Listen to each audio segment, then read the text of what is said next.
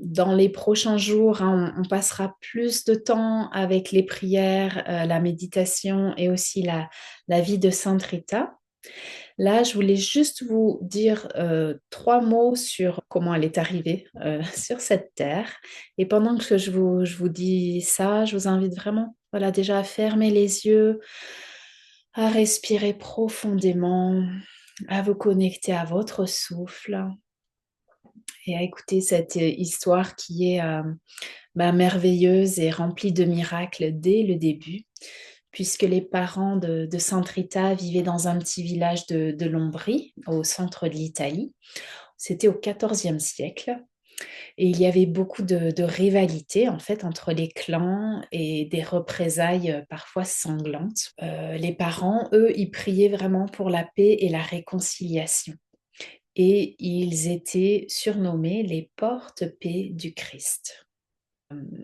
Leur fille unique, Margarita, donc Rita, hein, elle est arrivée très tard dans leur vie, après de longues années d'attente et de prières ferventes. Et le premier miracle qui est attribué à Sainte Rita, il s'est produit lorsqu'elle était dans son berceau. Et des abeilles tournaient autour d'elle et elle rentrait et sortait de sa bouche et de ses narines.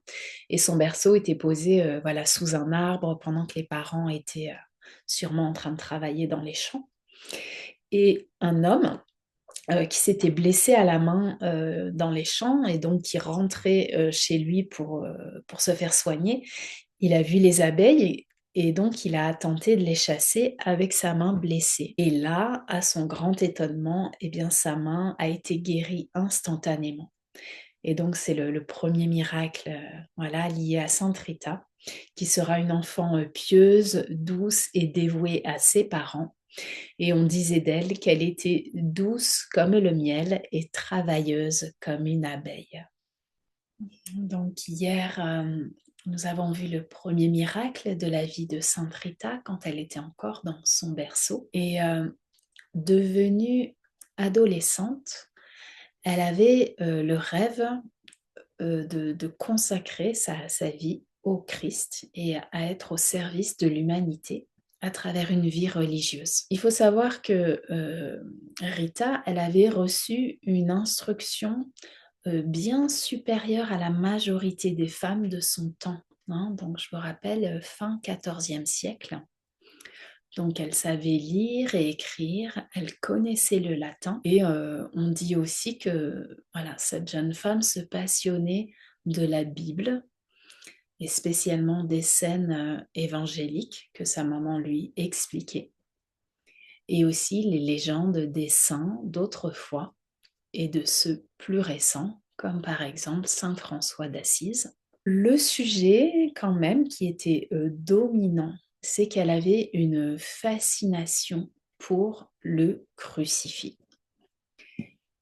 Et voilà, ce crucifix qui peut être vraiment très impressionnant hein, dans les églises italiennes de l'époque. Pour elle, c'était comme un livre dans lequel elle lisait, elle apprenait l'immensité de l'amour que Jésus avait et a pour l'humanité.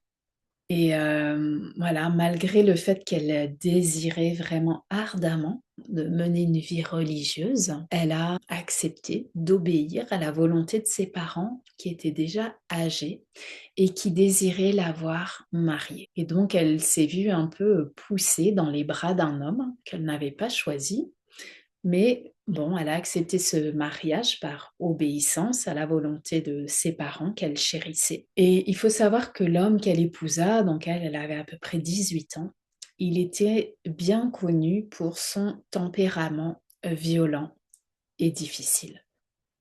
Et donc les premières années de son mariage furent vraiment éprouvantes. Mais voilà, Rita était vraiment une femme non seulement bonne et pieuse, mais aussi lucide, intelligente. Et en fait, elle a compris que derrière le caractère conflictuel de son mari, il y avait un cœur bon et honnête. Et donc, avec patience et douceur, elle va prier pour lui. Elle va lui témoigner beaucoup d'amour. Et petit à petit, elle va réussir à changer ce mari violent en un bon père de famille qui va même devenir un bon chrétien, hein, dans le sens où voilà, il va se repentir, il va se confesser, il va voir en fait l'importance, hein, de mener une vie vertueuse. Et finalement, en acceptant de porter cette croix, eh bien, ça lui a apporté le bonheur conjugal.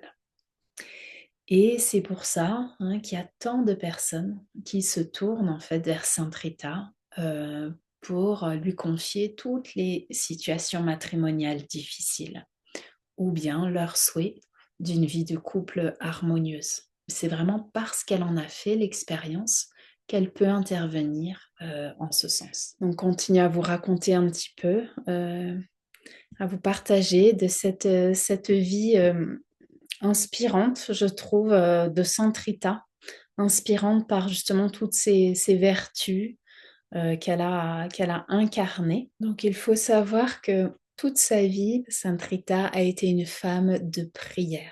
Elle avait une grande dévotion pour le Christ et notamment pour le crucifix, hein, ce qu'on a vu hier.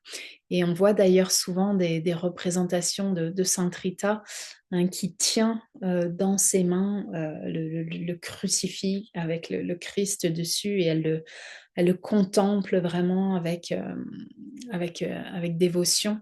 Et elle avait donc toujours son chapelet aussi à la main. Et son chapelet de paysanne a été conservé d'ailleurs au monastère de Cassia. Donc elle priait pour elle-même, pour son mari, sa famille. Il faut savoir qu'elle a eu deux enfants, deux fils, avec cet homme qu'elle a épousé. Mais elle priait aussi beaucoup pour les autres et notamment pour tous ceux qui souffraient. Elle ne se contentait pas que de prier, ou plutôt sa prière, ses prières étaient aussi mises en action. Voilà, donc c'était pas juste des pensées, des paroles, de la dévotion, mais c'était quelque chose qui était concrétisé, hein, et notamment en faveur des pauvres et des plus démunis. Et près de sa maison, à Rocca Porena, il y avait un petit dispensaire où les pauvres étaient soignés par des femmes bénévoles. Rita faisait partie de ces femmes qui étaient voilà, dévouées et aux soins de ces pauvres et des malades aussi. Plutôt dans les Écritures qui racontent la vie des saints et des saintes, hein, sa charité et sa grande générosité étaient vraiment louées. Et même son mari approuvait sa générosité. Voilà, donc en fait, Sainte Rita, elle menait une vie de prière, mais de prière vraiment incarnée dans la matière par des œuvres de charité. Ces prières se traduisaient par de la charité, par de la bonté, par des soins. Je continue à vous parler de Sainte Rita, qui finalement, comme nous tous, a connu de grandes épreuves dans sa vie, et particulièrement les deuils. Donc on a vu que ses parents, euh, ils étaient déjà très avancés en âge lorsqu'elle est née, et, et en fait, ils ont eu besoin de son soutien. Et c'est sûrement une des raisons pour lesquelles elle a accepté de se marier, pour pouvoir rester à leur côté et s'occuper d'eux. Certains pensent même en fait que les deux ménages, donc Rita, son mari et leurs enfants, ainsi que les parents de Rita, ils auraient vécu ensemble sous le même toit. Et que sûrement cette cohabitation, elle n'aurait pas été facile. Le tempérament du mari de Rita était plutôt difficile et colérique. Et ça a demandé à Rita vraiment d'être un modèle de douceur, qu'elle puisse vraiment tempérer toutes ces tensions, et pour que ses parents, bien sûr, ne souffrent pas trop en partageant cette vie dans leur foyer. Et elle était reconnue par tout son voisinage comme l'épouse patiente. Bien sûr, ses deux parents sont décédés à quelques jours d'intervalle l'un de l'autre. Mais Rita a senti qu'il ne l'abandonnait pas, qu'il restait en soutien près d'elle. Et à partir de ce jour-là, elle a vraiment constaté aussi les progrès dans la conversion de son mari et l'adoucissement de son caractère. Et c'est là que leur ménage a connu plusieurs années de bonheur conjugal. Et cela a duré jusqu'à la soirée tragique où son mari sera assassiné. Donc cet homme qui avait été autrefois insolent, orgueilleux, violent, il s'était fait un bon nombre d'ennemis, mais voilà, depuis quelques années, suite à son mariage, il avait beaucoup changé et il ne donnait plus de raison à personne de le haïr. Ce que certains pensent, c'est qu'il aurait été victime de ce qu'on appelle la vendetta en Italie. Donc voilà, les histoires de clans et de vengeance en fait. Et ça a été une très grande douleur pour Rita, qui a vu s'effondrer son mariage, son foyer, alors qu'elle n'a que 36 ans. Ce qu'on peut dire de Sainte Rita, en fait, c'est que c'est une femme qui a vécu une vie ordinaire, hein, c'est-à-dire vraiment, voilà, comme nous toutes, hein, plus ou moins, bien sûr, mais voilà, femme mariée, maman, un foyer, devoir travailler, secourir les autres, s'occuper de ses parents âgés, s'occuper des pauvres et des malades. Mais cette vie ordinaire, elle l'a vécue de façon extraordinaire. Toutes ces peines et ces joies, parfois extrêmes, hein, qu'elle a vécues et dont elle a souffert, bien sûr, mais elle ne s'est pas écroulée parce qu'elle vivait en fait tous ces événements avec la force de l'esprit. Il y a un théologien qui disait tout ce que l'homme humanise, Dieu le divinise, c'est-à-dire donne une dimension spirituelle, une dimension sacrée à toutes les joies, à toutes les peines, au travail quotidien, aux engagements dans la famille, dans la société, même les événements qui n'ont pas de sens, comme la mort de ce qu'on aime, les injustices, les douleurs trop lourdes à porter. Eh bien, voilà, en suivant l'exemple de Sainte Rita, on peut pressentir, ressentir, croire que l'Esprit Saint donne à celui qui continue de croire et qui continue à aimer la force de surmonter ces épreuves. Et donc on peut voilà, demander aussi à Sainte Rita de nous aider à vivre la dimension sacrée de notre existence, de chaque instant de notre vie, en nous laissant justement guider par la lumière et par l'amour. Et pour revenir à la vie de Sainte Rita, elle a vécu une vie hautement morale, vraiment empreinte de ces vertus qu'on a vues, de prière, d'actes de charité, de bonté, de pardon.